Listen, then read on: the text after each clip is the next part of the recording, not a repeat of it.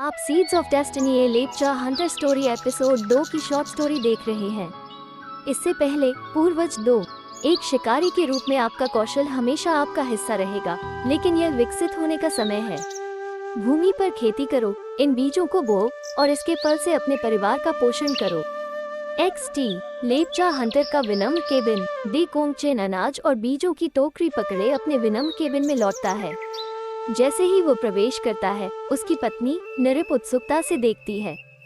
संबंधित कोंगचेन, क्या हुआ? आप परेशान लग रहे हैं। कोंगचेन उत्साहित लेकिन अनिश्चित, नारी, हमारे पूर्वजों ने मुझसे बात की है। उन्होंने हमें अपना भाग्य बदलने का साधन दिया है। हमें एक नए जीवन को अपनाना चाहिए जो केवल शिकार पर निर्भर न हो।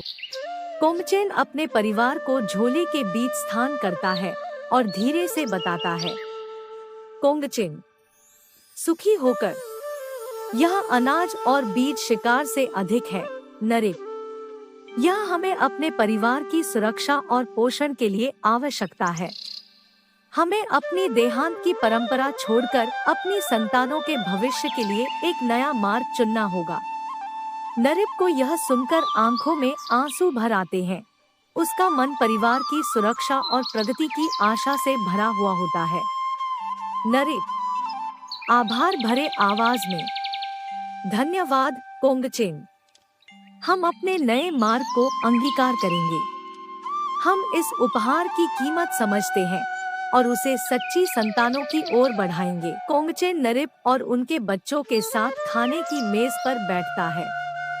जैसे ही वे चारों ओर इकट्ठा होते हैं, वे अपनी भूमि से भरपूर फसल का आनंद लेते हैं।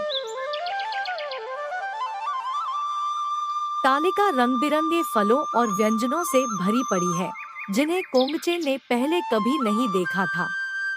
जब वह एक रसीले फल को चबाता है और अपने तालू पर नाचने वाले स्वादों का स्वाद चखता है, तो उसकी आंखें भर आती है। कोंगचेन अश्रुपूरित, मैंने अपना जीवन जीविका के लिए शिकार करते हुए बिताया है, लेकिन मैंने कभी इतने प्रचुरता के स्वाद की कल्पना नहीं की थी। हमारे पूर्वजों ने वास्तव में हमें इस भरपूर फसल का आशीर्वाद दिया है। मुस्कुराते हुए, वास्तव में कोंगचेन, हमारे पूर्वज जानते थे कि जीवन में शिकार के रोमांच के अलावा और भी बहुत कुछ है। वे चाहते थे कि हम अपने श्रम के फल से पोषण के आनंद का अनुभव करें। कोंगचेन नरिप को कृतज्ञता के साथ देखता है, यह समझते हुए कि उनके पूर्वजों के संदेश का उनके जीवन पर कितना गहरा प्रभाव पड़ा है। कोंगचेन फुसफुसाते हुए, मैं सोचता था कि मेरा उद्देश्य केवल जंगली खेल पर कब्जा करना था। This short story of Lepcha Hunter and here. Thank you for watching this, and if you like my effort, like and subscribe first Lepcha YouTube channel and also share this video for more such content.